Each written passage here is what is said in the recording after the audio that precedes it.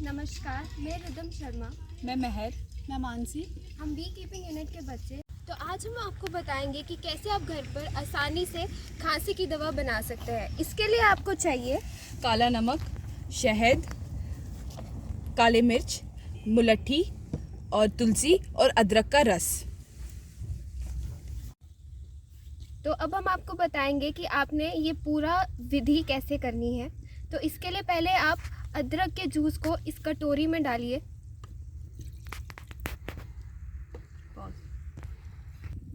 और अब इस अदरक के जो रस है उसमें हम डालेंगे मुलट्ठी 1 चम्मच पूरा।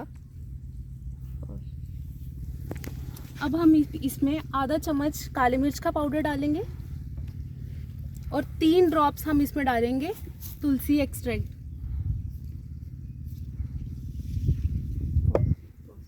इसमें आधा चम्मच काला नमक डालेंगे। तो बोलो। और इसमें सबसे इम्पोर्टेंट चीज़ जो है वो है शहद, जो हमारी अपने यूनिट का है सुलाई हनी से। अब इसको हम अच्छे से घोल लेंगे ताकि ये जो हमारा सारा मिक्सचर है मिक्स हो जाए अच्छे से। और आपको ध्यान रखना है कि लम्स ना बने इसमें। हाँ, प्रॉपर कंसिस्टेंसी आनी चाहिए।